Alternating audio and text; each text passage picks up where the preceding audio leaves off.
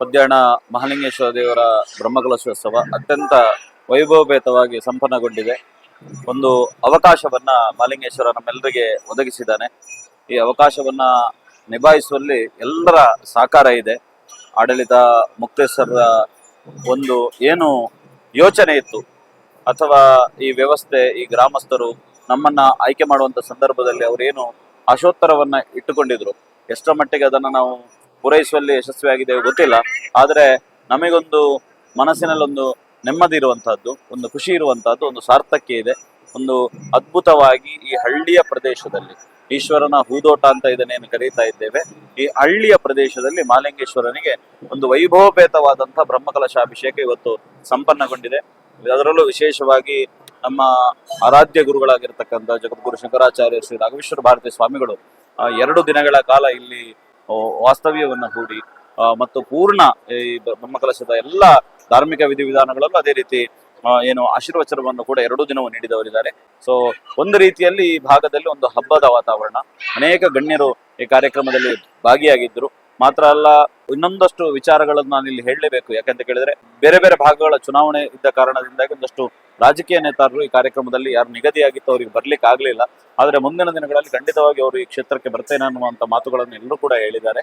So ಅದ್ರ ಜೊತೆಗೆ ಭಕ್ತರು ಕೂಡ ಪ್ರತಿನಿತ್ಯ ಕೂಡ ಪ್ರತಿದಿನದಿಂದ ಕೂಡ ನಾವು ನೋಡ್ತಾ ಇದ್ರೆ 3000-4000 ಭಕ್ತರು ಬಂದು ಪ್ರಸಾದ ಭೋಜನವನ್ನು ಸ್ವೀಕರಿಸುವಂತಹದ್ದನ್ನು ನಾವು ಗಮನಿಸ್ತಾ ಇದ್ದೇವೆ. ಇವತ್ತು ಪ್ರತಿಷ್ಠಾ ದಿನ, 5000ಕ್ಕೂ ಮಿಕ್ಕಿ ಜನ ಇವತ್ತು ಪ್ರತಿಷ್ಠಾ ದಿವಸ ಭೋಜನ ಸ್ವೀಕರಿಸಿದ್ರೆ, ಇವತ್ತು ಬ್ರಹ್ಮಕಲಶ ದಿವಸ ಕೂಡ 5000ಕ್ಕಿಂತಲೂ ಮಿಕ್ಕಿದ ಜನ ಏನು 2 ಹೊತ್ತುಗಳಲ್ಲಿ ಪ್ರಸಾದ ಭೋಜನವನ್ನ ಸ್ವೀಕರಿಸಿದ್ದಾರೆ ಅನ್ನುವಂತ ಖುಷಿ ಇದೆ. ಮಾತ್ರವಲ್ಲ, ಬೇರೆ ಬೇರೆ ಭಾಗದ ಜನ ಪದ್ಯಾಣದ ಒಂದು ಸಣ್ಣ ದೇವಸ್ಥಾನ ಇದು ಸೀಮೆಯ ದೇವಸ್ಥಾನ ಅಲ್ಲ, ಇದು ಗ್ರಾಮದ ದೇವಸ್ಥಾನವೂ ಅಲ್ಲ. ಒಂದು ಸೀಮಿತ ವರ್ಗದಿಂದ ವ್ಯವಸ್ಥೆಯಲ್ಲಿ ಒಂದಷ್ಟು ಜನ ಗ್ರಾಮದ ಸದ್ಭಕ್ತರು, ಮುಗ್ಧ ಭಕ್ತರು ನಂಬಿಕೊಂಡು ಬಂದಂತ ಮಹಾಲಿಂಗೇಶ್ವರ, ಅಂತ ಮಹಾಲಿಂಗೇಶ್ವರ ದೇವರ ಬ್ರಹ್ಮಕಲಶ ಯಾವುದೇ ಸೀಮೆ ದೇವಸ್ಥಾನದ ಬ್ರಹ್ಮಕಲಶಕ್ಕೆ, ಗ್ರಾಮ ದೇವಸ್ಥಾನದ ಬ್ರಹ್ಮಕಲಶಕ್ಕೆ ಕಮ್ಮಿ ಇಲ್ಲದ ರೀತಿಯಲ್ಲಿ ನಡೆದಿದೆ ಅನ್ನುವಂತಹದ್ದೇ ಈ ಭಾಗದ ಜನರ ಒಂದು ಖುಷಿ. ಮತ್ತು ಇದಕ್ಕೆ ಸಾಕ್ಷಿಗಳಾಗ್ಲಿಕ್ಕೆ, ಇದಕ್ಕೆ ಕಾರಣೀಭೂತರಾಗ್ಲಿಕ್ಕೆ ಯಾರ್ಯಾರು ಈ ಸಂದರ್ಭದಲ್ಲಿ ಇದ್ದಾರೋ ಅವರೆಲ್ಲರಿಗೆ ಕೂಡ ನಾನು ಧನ್ಯವಾದಗಳನ್ನ ಸಲ್ಲಿಸ್ತೇನೆ. ಮಾತ್ರ ಅಲ್ಲ, ಇಲ್ಲಿ ದೊಡ್ಡ ಒಂದು ಮುಗ್ಧ ಕಾರ್ಯಕರ್ತರ ಪಡೆ ಇದೆ. ಆ ಕಾರ್ಯಕರ್ತರ ಪಡೆಯ ಪ್ರತಿಯೊಂದು ಬೆವರಿನ ಏನು ಹನಿಗಳಿದೆ, ಅದು ಈ ಯಶಸ್ಸಿನ ಹಿಂದಿರ್ತಕ್ಕಂಥ ಗುಟ್ಟು ಅಂತ ಹೇಳ್ತಾ, ನಾವೊಂದು ನಿಮಿತ್ತ ಮಾತ್ರ ಈ ಕೆಲಸವನ್ನ ಮಾಡಿದ್ದೇವೆ. ನಮ್ಮಲ್ಲಿ ಮಾಡಿಸಿದಂತಹದ್ದು ಮಹಾಲಿಂಗೇಶ್ವರ. ಹಾಗಾಗಿ ದ ಅಲ್ಟಿಮೇಟ್ ಯಾರು ಅಂತ ಕೇಳಿದ್ರೆ ಅದು ನಾವು ಇವತ್ತು ಪ್ರತಿಷ್ಠೆಯಾಗಿ ಬ್ರಹ್ಮಕಲಶಾಭಿಷಿಕ್ತನಾಗಿ ಇವತ್ತು ನಮ್ಮೆಲ್ಲರಿಗೆ ಆಶೀರ್ವಾದ ಮಾಡ್ತಾ ಇರುವಂತ ಮಹಾಲಿಂಗೇಶ್ವರ. ಸೊ ಈ ಅವಕಾಶ ಕೊಟ್ಟದ್ದಕ್ಕಾಗಿ ನಾನು ಧನ್ಯವಾದಗಳನ್ನು ಹೇಳ್ತೇನೆ. ಸಾಮಾನ್ಯವಾಗಿ ಕರಾವಳಿಗರಿಗೆ ಗೊತ್ತಿರೋದು ಕಾಳೆ ಮಿಷನ್ ಮುಖ್ಯಸ್ಥರು, ಒಂದು ಕಾಲದ ಸಂಘಟನೆಯಲ್ಲಿ ಇದ್ದ ಕಾರ್ಯಕರ್ತರು. ಹೊಸ ಜವಾಬ್ದಾರಿ ಹೇಗೆ ನಿಭಾಯಿಸಿದ್ರಿ, ಓವರಾಲ್ ಆಗಿ ಹೇಗಿದ್ದೀವಿ ಅದ್ರ ಬಗ್ಗೆ ನೋಡಿ. ನಮಗಿದು ಪ್ರಪ್ರಥಮ ಬಾರಿ ಒಂದು ಬ್ರಹ್ಮಕಲಶದ ಜವಾಬ್ದಾರಿಯನ್ನು ತೆಗೆದುಕೊಳ್ಳುವಂತ ಒಂದು ಅವಕಾಶ ದೊರಕಿದಂತಹದ್ದು.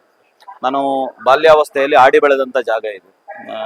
ಈ ಭಾಗದಲ್ಲಿ ನಾವು ನಮ್ಮ ಅಜ್ಜನ ಮನೆ ಇಲ್ಲಿ ಹತ್ತಿರದಲ್ಲಿರುವಂತಹದ್ದು, ಸಂಬಂಧದ ಕುಟುಂಬ ಇದು ನಮ್ಮ ಜೊತೆಗೆ ಇರುವಂತಹದ್ದು. ಮಹಾಲಿಂಗೇಶ್ವರನ ಬಂದ ಇವತ್ತು ನಿನ್ನೆ ಅದಲ್ಲ, ಅವತ್ತಿನಿಂದಲೇ ನಮಗಿರುವಂತಹದ್ದು.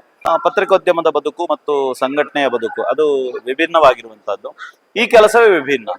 ಇಲ್ಲಿ ನಮಗೆ ಸೇವಾ ಮತ್ತು ಸಮರ್ಪಣೆಯ ಭಾವ ಈ ಕೆಲಸದಲ್ಲಿ ಬೇಕಾಗಿರುವಂತದ್ದು.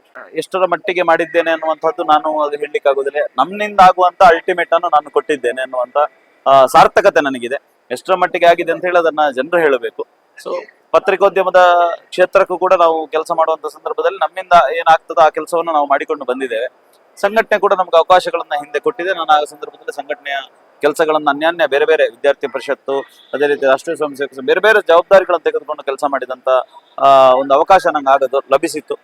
ಅದರೆಲ್ಲದರ ಒಟ್ಟು ಮೊತ್ತವಾಗಿ ಜವಾಬ್ದಾರಿ ನನಗೆ ಸಿಕ್ಕಿದೆ. ಸೊ ಅದನ್ನ ನಾನು ಒಂದು ನನ್ನಿಂದ ಆಗುವ ಮಟ್ಟಿನಲ್ಲಿ ನಾನು ನಿಭಾಯಿಸಿದ್ದೇನೆ ಅನ್ನುವಂತ ಖುಷಿ ಮತ್ತು ಸಂತೃಪ್ತಿ ನನಗಿದೆ. ಅದೇ ರೀತಿ ವಾಯ್ಸ್ ಆಫ್ ಪುತ್ತೂರು ಇವತ್ತು ಈ ಭಾಗದ ಈ ಬ್ರಹ್ಮಕಲಶದ ವೈಭವವನ್ನ ಜನರಿಗೆ ತಿಳಿಸುವಲ್ಲಿ ತಾವು ದೊಡ್ಡ ಪಾಲನ್ನ ಪಡೆದುಕೊಂಡಿದ್ದೀರಿ.